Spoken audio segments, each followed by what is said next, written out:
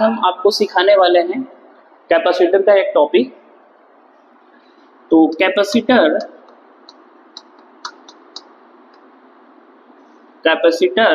Of partially field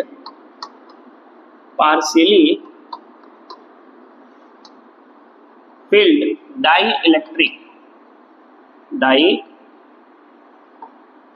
electric, ठीक है बच्चों, पार्शियली फिल्ड डाइलेक्ट्रिक मीडियम। देखिए बच्चों, यहाँ पे मैं एक कैपेसिटर ड्रॉ कर लेता हूँ, ठीक है। इन दोनों कैपेसिटर के प्लेट के बीच की डिस्टेंस को हमने सपोज करो डी लिया, ठीक है, डी। इसके अंदर अभी तो एयर है, हमने इसमें एक मीडियम, एक स्लैब जो कि डाइलेक्ट्रिक मीडियम है, इसको यहाँ पे इंसर्ट कर दिया। सपोज करिए इसका डाइलेक्ट्रिक कांस्टेंट K है और इसकी थिकनेस कितनी है, स्मॉल t। थिकनेस कितनी है बच्चों, स्मॉल t, ओके। तो बच्चों यहाँ पे इलेक्ट्रिक फील्ड कितना होगा, अगर इस प्लेट के ऊपर चार्ज है Q और इस पे चार्ज कितना होता है, -Q, ठीक है। तो इलेक्ट्रिक फील्ड कितना होती है, तो यहाँ से ऐसे इलेक्ट्रिक फील्ड चलेगी, ठीक है। और इधर भी एयर है, ये इलेक्ट्रिक फील्ड होगी, ओके, ये इलेक्ट्रिक फील्ड हो जाएगी। अच्छा, यहाँ पे बच्चों इलेक्ट्रिक फील्ड की वैल्यू को अगर मैं E1 बोल दूं और डाइलेक्ट्रिक मीडियम में इलेक्ट्रिक फील्ड क्या हो जाती है बच्चों, तो यहाँ पे इलेक्ट्रिक फील्ड जो एयर में इलेक्ट्रिक फील्ड होती है उसका 1/k टाइम्स रिड्यूस हो जाती है।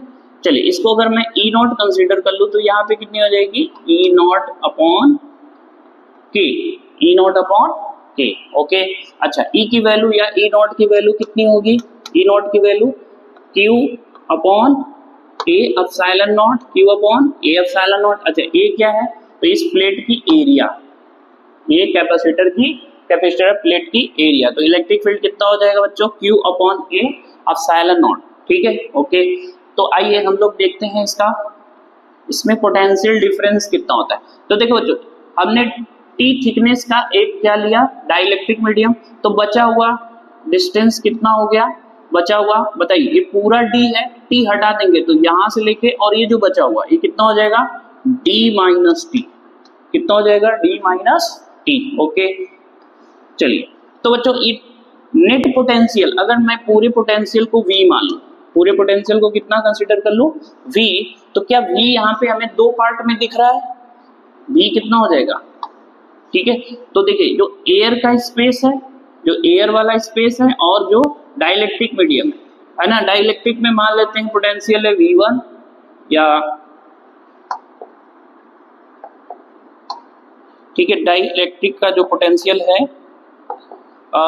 उसको V2 मान लेते हैं और एयर के पोटेंशियल को V1, ठीक है। तो ये हो जाएगा V1 प्लस V2, है ना। नेट पोटेंशियल कितना होगा, तो एयर का पोटेंशियल प्लस डाइलेक्ट्रिक का potential V1 plus V2, okay. तो V1 की वैल्यू कितना होगा बच्चों, V1 की वैल्यू कितनी होगी। अच्छा, हमने यहाँ से सीखा है V क्या होता है, V is equal to E into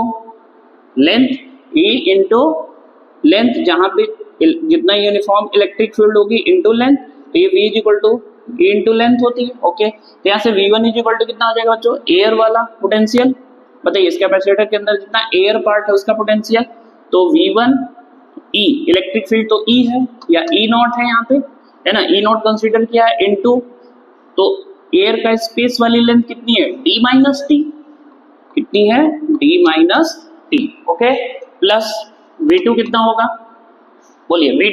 V2 हम किसके लिए लेंगे, V2 हम लोग यहाँ पे बात कर रहे हैं डाइलेक्ट्रिक स्लैब में पोटेंशियल कितना हो जाएगा, तो VT हो जाएगा E0। अच्छा, यहाँ पे इसके अंदर इलेक्ट्रिक फील्ड कितनी, E0/K इंटू इसकी थिकनेस कितना हमने कंसीडर किया है, T, थिकनेस कितना है, T, ओके। तो यहाँ से नेट पोटेंशियल कितना आ जाएगा, ये, ठीक है। अच्छा, E0 की वैल्यू हम क्या यहाँ से पुटअप कर सकते हैं, E0, बोलिए, E0 को हम लिख सकते हैं Q/A epsilon not, Q/A epsilon not, Q/A epsilon not, okay, D- T plus Q upon A epsilon not into T, ये प्लस है,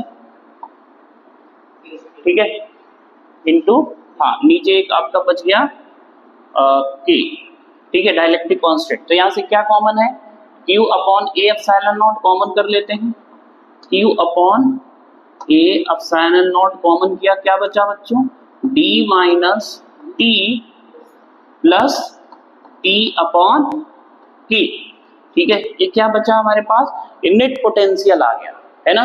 जब डाइलेक्ट्रिक स्लैब डालेंगे बच्चों इसके अंदर एक T थिकनेस का, तो कितना पोटेंशियल आया, या potential difference Q upon A epsilon not D minus T plus T upon K, ठीक है बच्चों। तो अब इसका हमें क्या फाइंड करना है, कैपेसिटेंस। तो कैपेसिटेंस क्या होता है, कैपेसिटेंस का डेफिनेशन होता है बच्चों total charge upon potential difference, total charge upon potential difference. तो यहाँ पे हमारे पास पोटेंशियल डिफरेंस कितना है, ये है Q upon A epsilon not, बोलिए C इज इक्वल टू क्या आ जाएगा, Q टोटल चार्ज है प्लेट के ऊपर, पॉजिटिव प्लेट के ऊपर कितना चार्ज है, Q है, तो यहाँ से Q upon A epsilon not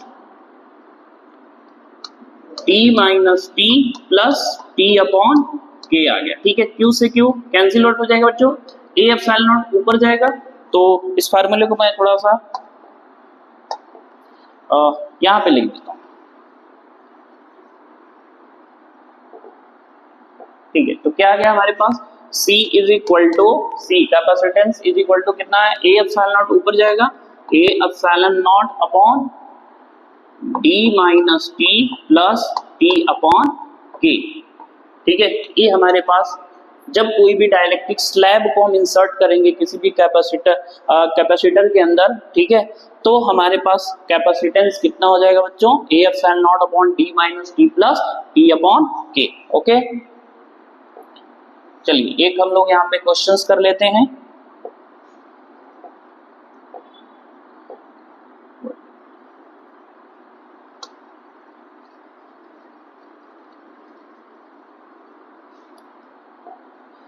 चलिए एक क्वेश्चन से यहाँ पे मैं करता हूँ, अच्छा इसकी कुछ स्पेशल केसेस कर लेते हैं बच्चों। सपोज करिए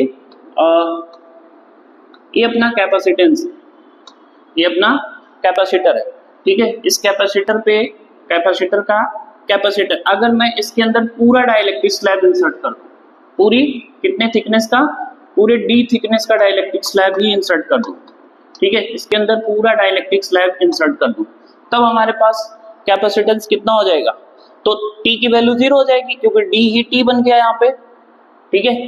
तो बताइए, तो यहाँ से क्या आ जाएगा, C is equal to A epsilon naught upon D, T भी हमारा क्या है, D हो गया, है ना, जो हमने डाइलेक्ट्रिक स्लैब लिया उसकी थिकनेस ही D है, तो D माइनस T एक कैंसिल हो जाएगा, तो सिर्फ क्या बचेगा, D अपॉन K ऊपर गया अपॉन D, है ना।